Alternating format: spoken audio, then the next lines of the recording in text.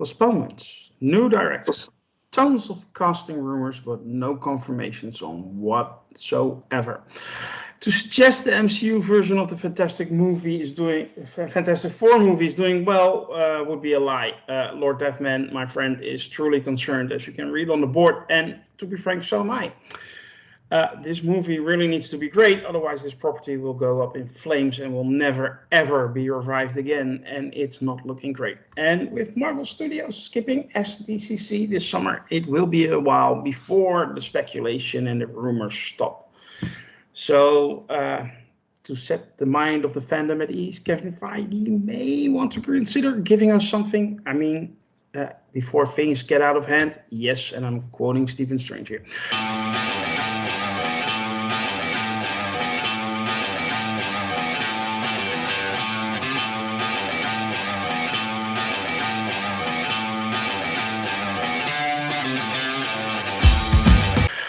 This is the review of Champions, and I'm your host, Grandmaster. With me is a powerful panel made up of the finest champions Sakaar has to offer. Let me introduce them to you. First up, voice only, Loki's mom. How are you? I'm doing really good. How y'all guys tonight? I'm great, and let's find out how the rest is doing. Voice only as well, Mr. Lord Deathman. How are you? I'm well, thanks. Greetings, Earthlings. A voice from the beyond, showing his beautiful face as always. Murph, how are you, man? I'm fantastic. I just don't have a cool voice ready. No, yeah. We all should be so lucky. And of course, showing his beautiful face, back again, Mr. Taylor First. How are you? Doing great, thanks. Good to hear.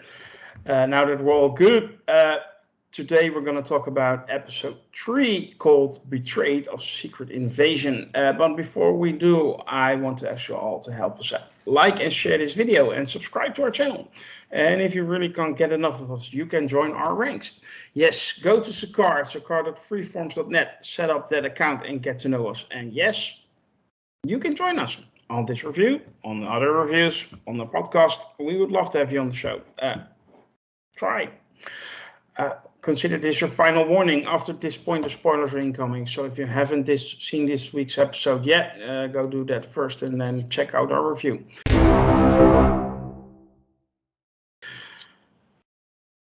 Nick Fury, he needs to stop the nuclear war that will make the Earth the Skrulls' new home. New Skrulls, I think it will be called. And he needs Talos' help to do that. But there was something wrong with that relationship, as we saw earlier. And he needs someone else's help as well. And, well, let's dive just straight into it. Mr. Lord Deathman, I'm going to ask you silly questions. Do you name your clocks and dress them up? I thought about it, I wanted to do this whole death motif around the office where, everyone got a scythe and a hood for all my clocks. But, Olivia Colman outdid me in that, I think she gave hers a name, right? Yeah. And Moot, I think it was. And now it's called Nick Fury, and it has a neat little eye patch. But anyway, can I have your quick thoughts on this week's episode, Betrayed? Sure. I like this episode. It's probably my favorite of the 3, so I can come out bearishly or bullishly optimistic on this. Yeah, I'm invested in it now, and I really like.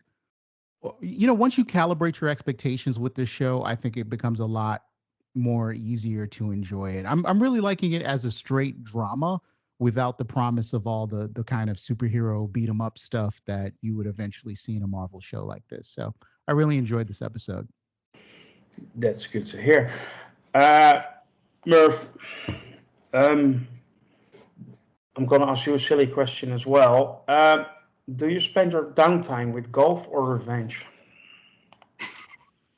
Ooh, that's a tough one. I don't particularly favor either of those things. Oh. Although I enjoy walking near a golf course, so I guess golf. Uh-huh. At least that's what I would tell people if I was actually secretly going to take my revenge on them. Okay. Can I have your quick thoughts on Betrayed? Sure. I enjoyed this episode. I don't know if it's my favorite, for one big reason that I can get into later. But I felt like it most heavily featured Talos and his interactions, and it was really interesting to see his dynamics with, pretty much every other main character in the show in this episode. So, yeah, less action and more dialogue and plot development, but that's perfectly fine. And we're at the halfway point, and I'm really enjoying it. Oh, good to hear. Loki's mom. Now I'm going to get a little bit more serious. Graphic used the machine they are building on the compound because we saw he has the extremis in him in that restaurant scene. But I'm not going there just yet. I want to know, we saw a shock death at the end again, and it was Taylor's daughter, Jaya, I think it's called, Gaia, I don't know. Do you think she used the machine as well? Because she's a fairly famous actress at the moment, and they kill her off mid show. So, do you think her death is final? Did she use the machine?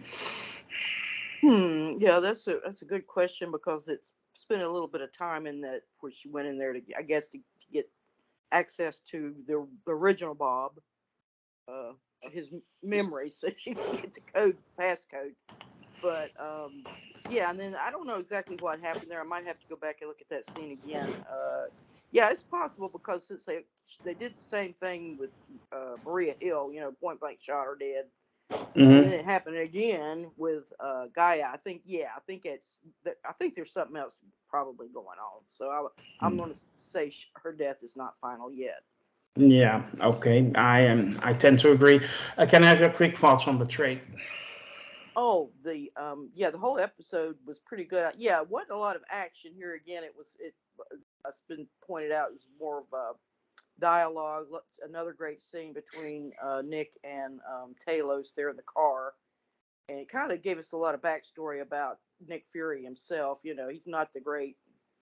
Here all this time we thought he had the beat on everything, yet he had his Skrull army in the background doing a lot of the heavy lifting for him.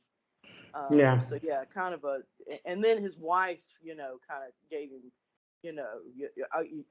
you were gone dead for 5 years, and then you came back and then left again. So I'm starting to think that this Nick Fury is not the real Nick Fury. There's just something off about him. And we'll see. But anyway, the overall episode was good. Like I say, it was suspenseful, had some really good suspense in it, and yeah, so far so good. Okay, that's great to hear. Well, last but certainly not least, Taylor. I'm going to talk to you about the end scene of the episode, and then you can dive into your quick thoughts right away. That was Rhodey on the phone, right? Possibly. Skrull Rhodey. Skrull Rhodey. How long has Skrull Rhodey been Skrull Rhodey? But it's possible that it is. It could also be a fake out. They just get someone who had a very similar voice. Be there. So I don't know. I'm not venturing a guess on that one, but it's very possible that it is Rhodey or the Skrull impersonating Rhodey at this time. As far as the episode, I can say 100% that this was an episode, and I have questions, but I'll save those for the deep dive. Okay. But overall, I enjoyed the episode. I'm fine with the amount of action so far. I'm fine with the drama, and for the most part, the story. I'm intrigued by it. I'm enjoying it. All the acting, I'm loving. So it was a good episode. Okay. So overall, we all liked this week's episode. That's true for me as well. I really enjoyed it. I don't want to say it's my favorite. I think it's still the first one, but we'll see. I haven't really thought about it that way. I just enjoy the story as it is unfolding, actually. Murph,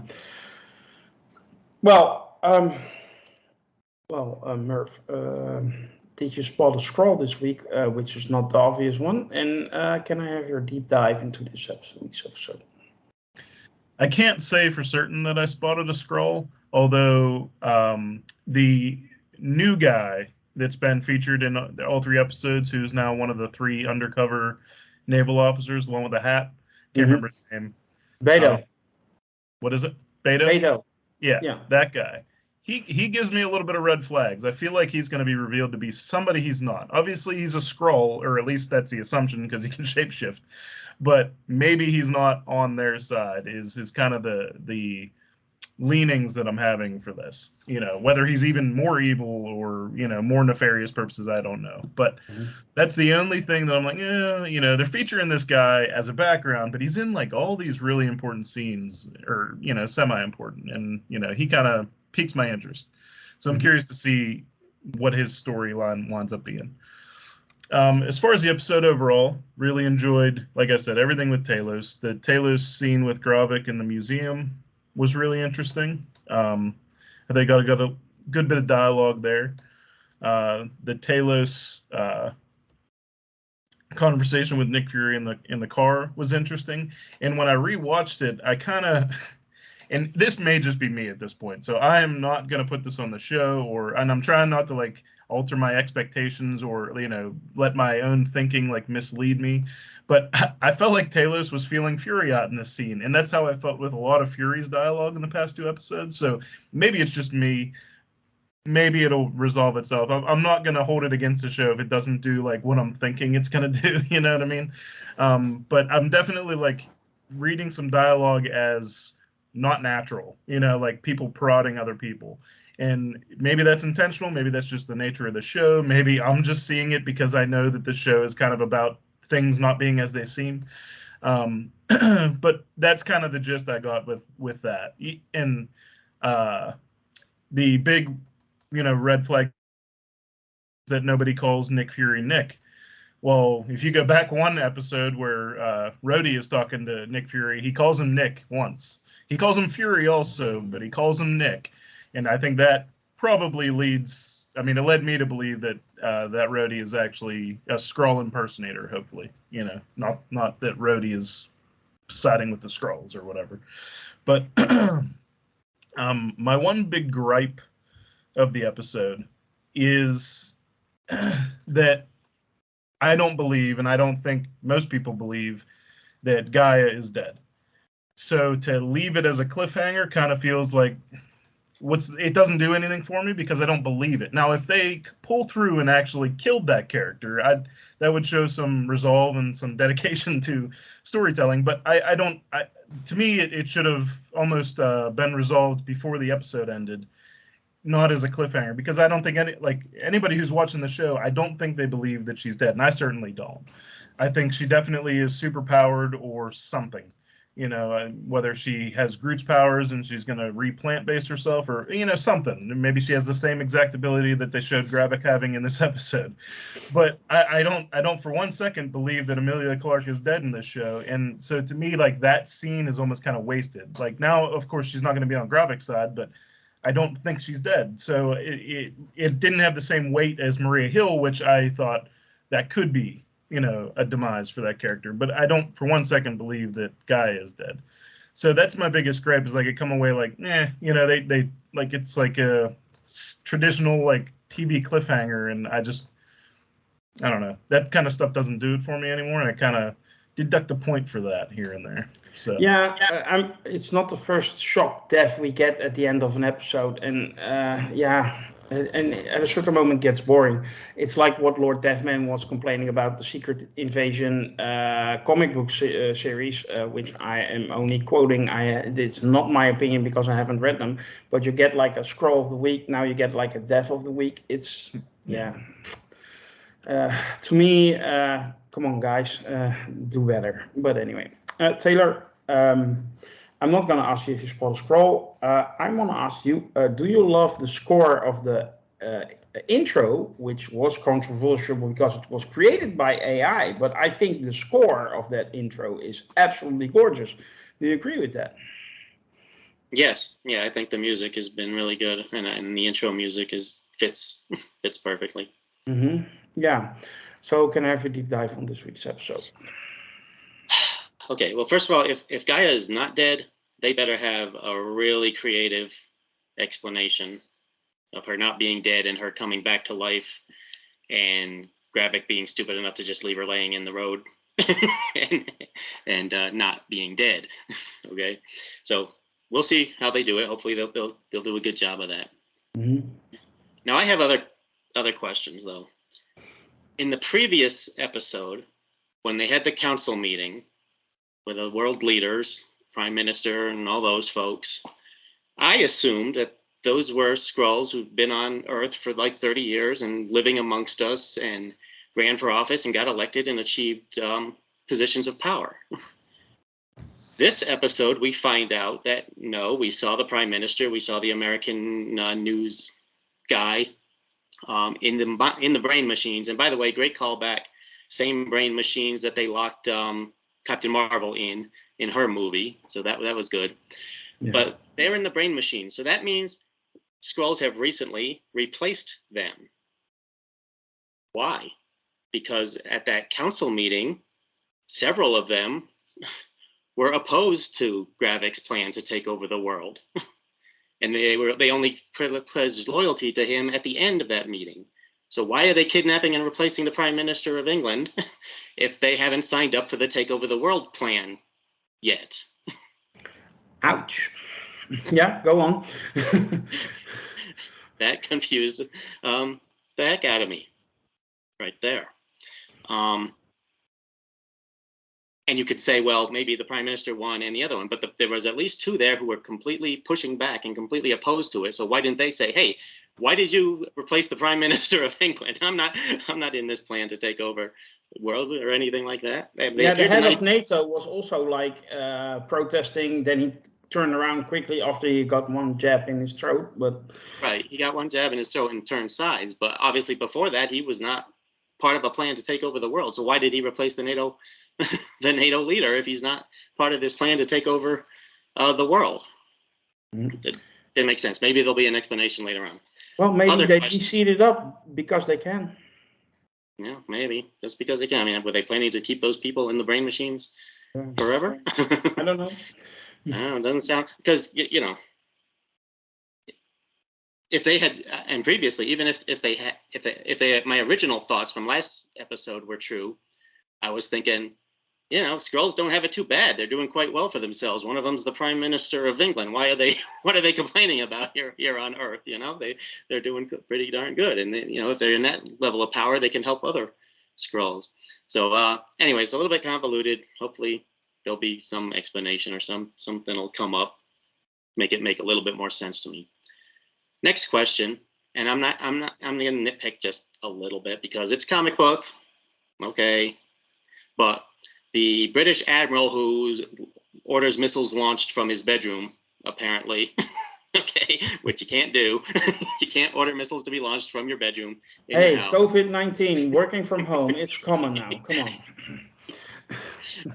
But he was a Skrull. Okay, makes perfect sense. They replaced him with a Skrull, just like they replaced those other officers on the submarine. What about his son? Is his son a Skrull too? Because if he's not, he wouldn't care if Nick Fury put a gun to his head because he's trying to wipe out humanity anyway, right? No, because the original admiral was in the brain machine. Right. Right. So the other admiral is a Skrull, but is his son a Skrull? No, because Nick Fury put a gun to his head and the guy caved somewhat. Why does he care if the kid's not a Skrull? He's trying to wipe out humanity anyway, right? It's not his kid. I also love how you can go to the brain machine and Google a password really quickly out of their brain, and all she saw was like the son's face. Oh, his password must be the son's name, Zachary. Like Nick Fury couldn't figure that one out. Isn't that like the first guess for a password when is their kid's name? But regardless, so that one was a little bit weird to me too. The scene in the restaurant, again, this is just comic book nitpick, but really cool scene. The logistics of how they actually set that up and replaced all those people and no one saw them and no one saw them. No civilian happened to wander in there for lunch that day. It was all Skrulls and nobody saw them. Yeah, okay, comic book standard stuff. That didn't bother me. I just thought it was funny. And all the yelling. Gravik's accent bugs me sometimes. I can't always understand him. either. And he seems to change his accent sometimes. Maybe that's part of being a Skrull, change your accent. But all the yelling in the museum, you think someone would go, shh, you're in a museum. Yeah. That should have been a clue that they're Skrulls. Other than that, though, well, yeah, I mean, I can nitpick a lot of comic book stuff. But again, I like the stuff with Talos. One thing,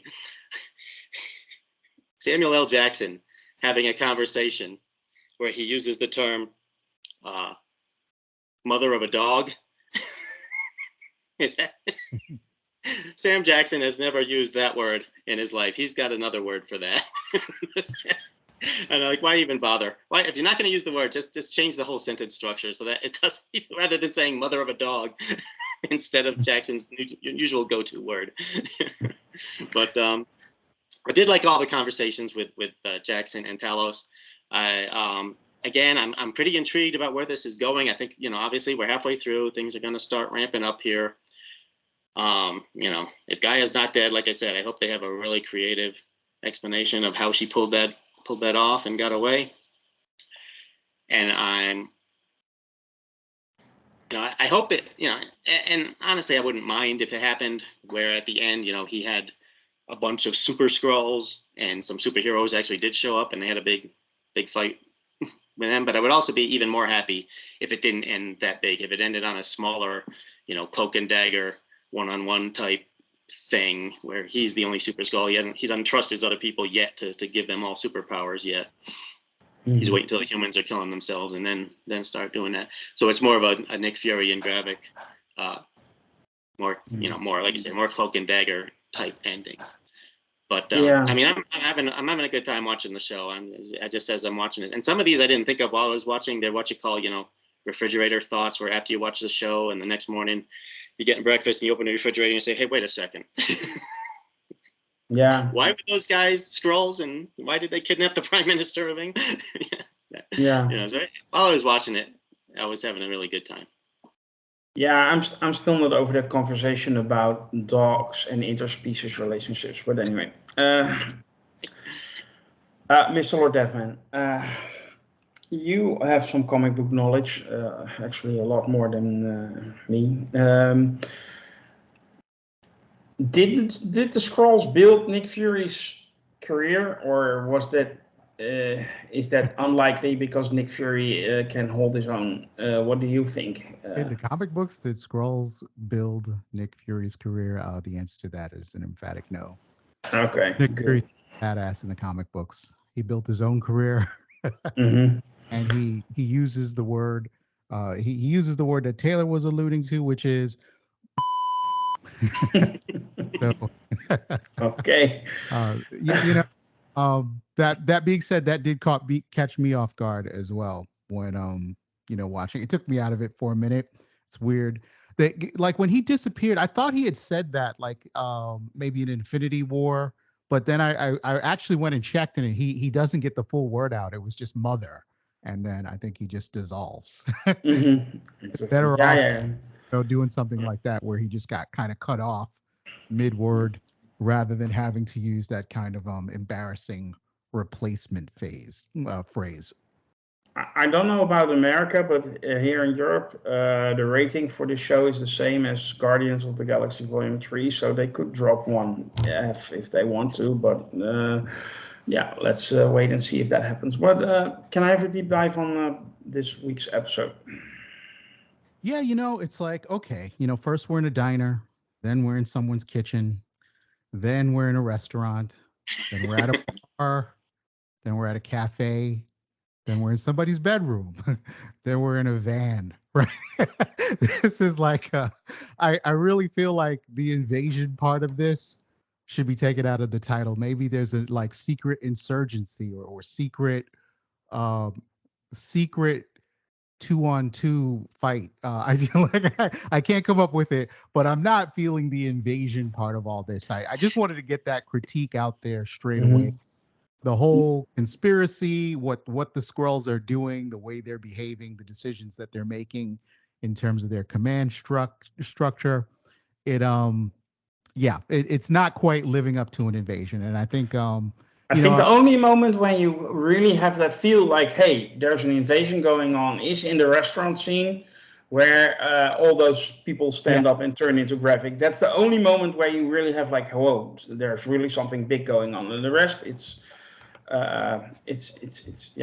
cloak and it dagger stuff, and it's fun, but it's not an invasion.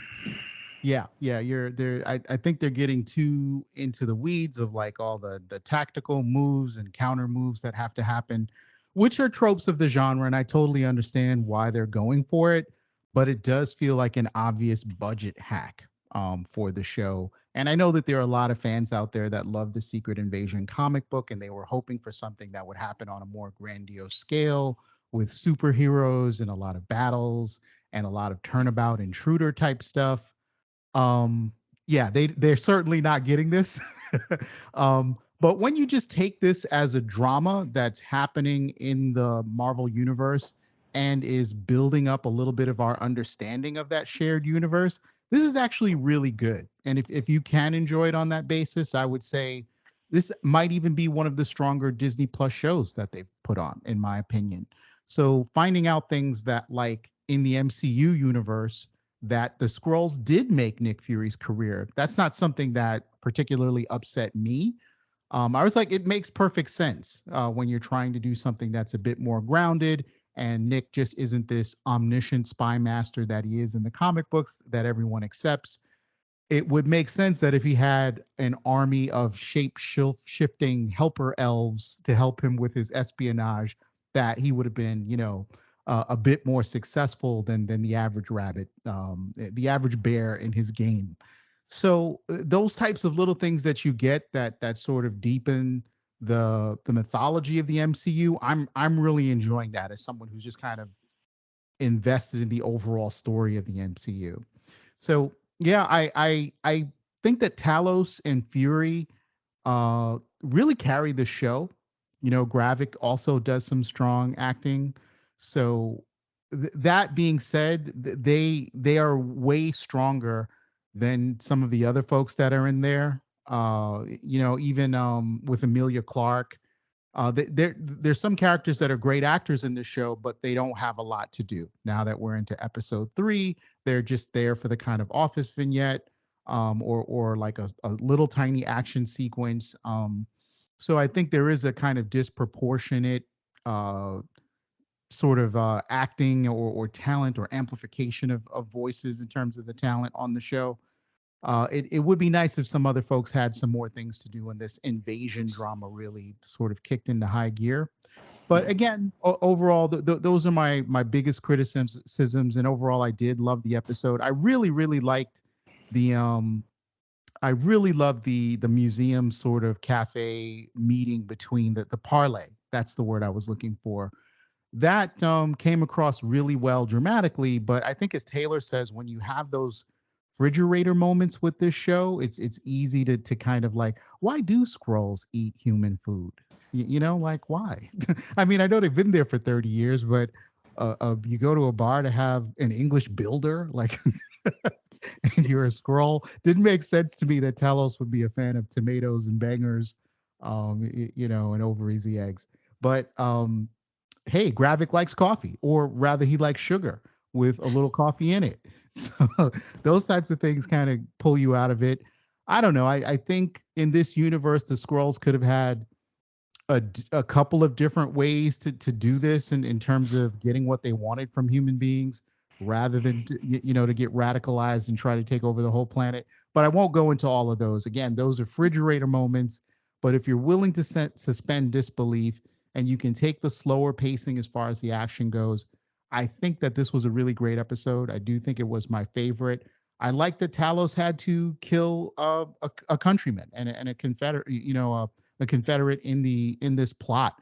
That's a tough decision to make, and I think Ben Mendelsohn played it really well. He wanted to reason with that guy at first, but then you kind of see it in his facial acting when he knows that's not going to work, and he doesn't want Nick to kill him. He doesn't want Nick to be the guy to shoot that in the heart. He's like, give me this gun. If anyone's going to do this, it's going to be me. And that feels like honest, really good writing in this as a drama. So yeah, I have to say I really did enjoy it. Mhm. And mostly the reason to enjoy the show is the acting. Yeah. Yeah, I agree. The acting is strong, but okay, they like I said last week, they stacked it with talent as well. So that was to be expected. Loki's mom. Well,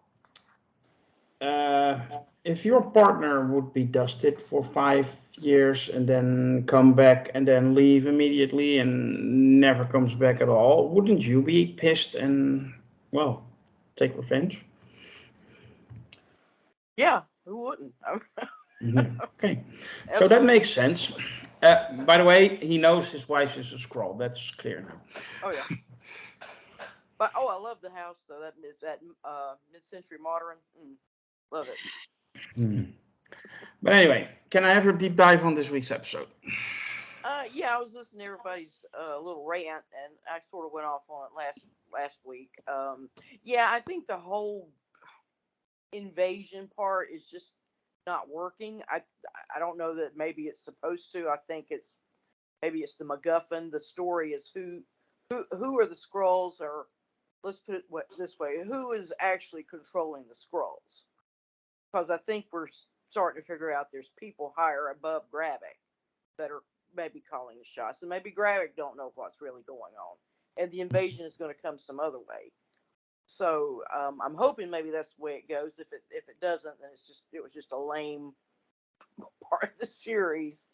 Yeah, I think the flesh of it though, the actors and the plot and how the scenes are set up and everything. And like I say, they brought out a lot of great set, or I guess some of them are actually in London and whatnot, but some of them are sets. But yeah, it just really looks good. You get that feel, that sort of London. It's sort of damp, it's not really cold, not really hot, and yeah, I'm just wanting to find out who's who, because like I say, I still think that it's I think maybe Nick Fury is on ice somewhere. I mean, I think maybe he may be in a brain machine and has been for the past 5 years, and that's why he didn't come back to be with his wife, because I kind of can't see Nick Fury doing that, if he was really in love with her, you know, why would he, after he came back from that, why would he disappear again because of whatever? I mean, he would have had her to at least focus on, and so I don't know. We'll see what comes of that. So maybe we're not supposed to know right yet. Mhm. Yeah, other than that, like I say, I'm really enjoying everything so far. Like I said, there's refrigerator moments. Yeah, they're there. You start thinking about it a little bit, but it's done so well that you don't notice it at the moment. So that's one thing. Yeah. So that you don't just go right in the middle of, well, I'm done with this. Shut the television off. It's so lame, but yeah, I don't know. I like how they're bringing out the this element of here are the Skrulls. These are refugees, and they really have nowhere to go. And a lot of the Skrulls are perfectly fine living on planet Earth as is, and would be more than happy to come out of hiding and live their life right alongside the humans. And then there's the other ones that are more radicalized and no, we want this planet for ourselves because we need to have this, because eventually the Kree are going to come back. The Kree hasn't really been mentioned too much here, so I'm wondering maybe if they're going to play a role in what's going on. But anyway, I guess that's their mindset. They're doing it for their families, for their own defense, because they feel like they have no choice. So in some ways, you can't really say they're horrible villains, because that they're not doing it for that just out of pure meanness because they want to destroy a planet like Thanos would, or Loki would want to come in and take over everything. They're not doing it for that reason. They're doing it for their own self-preservation. So anyway, I like that, and I think that's sort of and then to the violence, I think they've added a little bit of more grit into it, and I guess maybe that's what the whole everybody was complaining about Moon Knight because it was just so devoid of the type of violence you expect for that character. Maybe they listen to that, so they're being a little bit more, letting a little bit more in here and there. So anyway, I appreciate that. Mhm. Okay. Yeah. I guess we're done unpacking this week's episode. Let's just do a rating.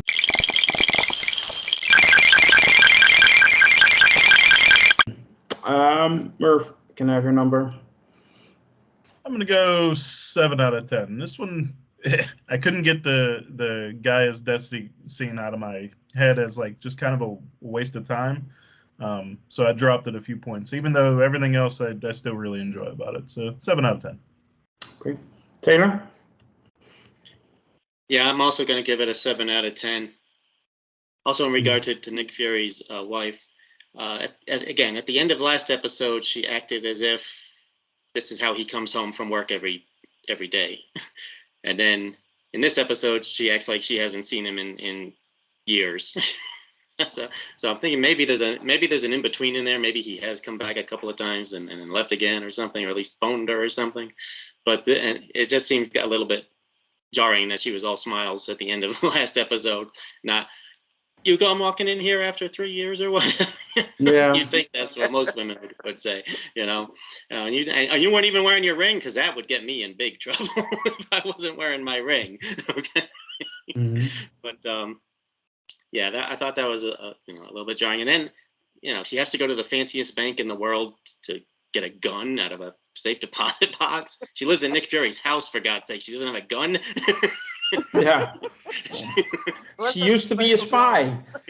Right, and she was a spy herself.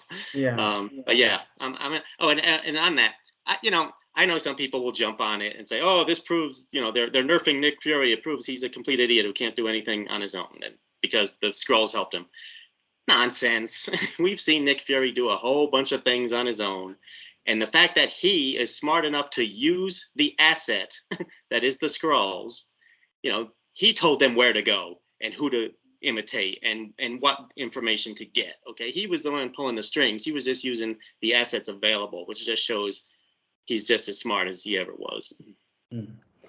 Okay, Loki's mom, can I have your number? Yeah, I'm gonna have to pull it down just a tad. I've been going with 7, so I'm gonna put it 6.5, just because like to have all the kind of bad things that whatever you're calling bad Easter eggs or whatever, little poopies, dog poops that we're trying to pick up here. Okay, interspecies relationships. We keep coming back. Lord Deathman. Yes, I am going to give this episode a 7. So I'm in line with most of the panel here. I do feel like it was a good episode, but I think what continues to hold the series back is a reluctance to live up to the full potential of the premise. Sum it up. Yeah, I enjoy it for what it is, and I agree with that. There is you can question a lot about the writing, actually, about this show in general. Lord Deathman went off on a rant on that at the first episode, and now Taylor has done it for the third episode. So yeah, the writing is questionable, no doubt. I'm gonna go 6 out of 10. It's not bad, but yeah, it needs to be better. But that's a common complaint about Marvel Studios lately.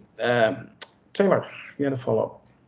Yes, speaking of the writing, I think the real secret invasion is that the Hollywood writers have actually been on strike secretly for like the last 2 years because most of the crap coming out now is absolute garbage. Yeah. And walkout. they only admitted to it recently. Just a joke. Okay, you know what? I have I'm like a chicken sitting on an egg, and that egg popped out during your great comments in the last half hour. Okay, what if it truly isn't the real Nick Fury? It is Soren, the wife that has been hinted at that she's dead too many times to be comfortable, and she has been on the space station with the real Nick Fury, which we see him in the Marvel's trailer that he still is, and he sent her down to see what's going on, and it's And then, just connecting some dots here. Am I onto something, or is it total nonsense? I think anything is possible at this point, because they really haven't revealed much to us yet. Yeah. I say this. Yeah, same. I could really see that happening if it's also revealed that Talos is doing something that would put him on the evil side of things. If he's actually secretly doing some, and there's a reason that like Soren wouldn't come down and be obvious with who she is with Talos. That's the only reason I could see that makes sense, is like if one of the two of them ain't on the same page, on a grander scale, to basically ruin their relationship, which I could see happening, but there's no how do we know that coming as of right now? Or Deathman. Yeah, and I want to follow up on that. I think both Taylor and Murph's comments are excellent and they're right on point.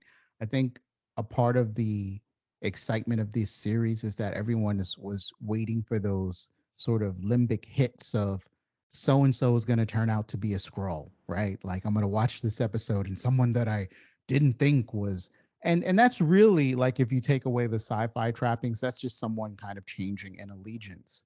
But this series starts with you knowing who most of the Skrulls are, understanding what their plan is. So there's not a lot to divine out. Like, you could have teased out, like, we don't know what the plan is. And you're going to find out over 6 episodes. And we don't know who is a Skrull. You're going to find out over 6 episodes. But a lot of that up front. So the drama for me there to get that limbic hit is, what if somebody you think is acting for some cause, be they Skrull or human, turns out to be working counter to that for some reason that you didn't know. So that gets you there just as well. I got a little bit suspicious as well, because they were mentioning like they are wanting to become super so they can fight the other supers. Just the Avengers, Earth's mightiest heroes. At least that's what they are hinting on. But my gut feeling tells me we are getting evil Super Skrull versus good Super Skrull. Good Super Skrull wins, and Emilia Clarke becomes one of the heroes in the MCU. That's my gut feeling. Murph. Yeah, I just wanted to comment, like,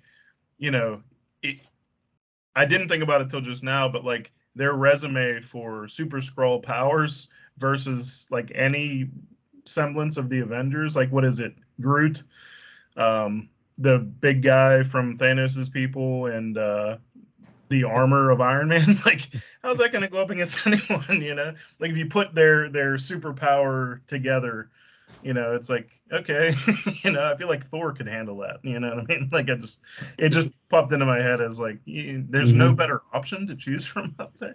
As much as I love Groot, Yeah, that's it. But to me, it feels like they're setting up like a Gaia versus Graphic in the final episode, and Gaia wins and joins the Avengers, and then that's it. Loki's mom. Yeah, talking about the Super Skrulls. I mean, they're already pretty strong, and I mean they can shapeshift. I mean, they're already got 2 superpowers right to begin with. I guess maybe they're wanting to be bulletproof, or so. I don't know what else they can add to it. So, like I said, I think all this stuff is just leading off in some weird direction that it's not going to end up at. You know what I'm saying? We're just following this side story, and like I say, the real story is who are the Skrulls and who's the real Skrull and who's the best Skrull and that type of thing. I think this is a war between the Skrulls, maybe, is what's going on. It's more like Civil War II, Skrull versus Skrull. Lord Deathman. Yes, quick comment here, and I hate to be a backseat writer. I absolutely hate to like rewrite someone after the fact. Someone put a lot of work and effort into this, and it is what it is. It is on TV, and we're watching that finished product. But what I feel like this show needs is another faction, and the missing part of the peanut butter and jelly sandwich that is like Skrull and Kree we actually need the Kree in this show. You know, we need like Kree operatives who might be observing all this from the sidelines, who might be inclined to help either the Skrulls or the humans sort of divine all of this out. But I think that's a missed opportunity. I just want to go on record saying that. Yeah, well, luckily for us, next week is episode 4, and episode 4 of the Marvel Disney Plus show, things change in a dramatic way, and sometimes not a good way. But anyway, we'll see about that next week. That will conclude this week's review of Champions for Betrayed, episode 3 of Secret Invasion. We hope you have enjoyed our discussion today. If you did, you can help us out. Like and share this review and subscribe to our YouTube channel. And if you really want more of us, you can join our forum at sakar.freeforums.net. We would love it if you join us. For now, I want to thank you all, also on behalf of our champions, and wish you to be safe and be well. Bye.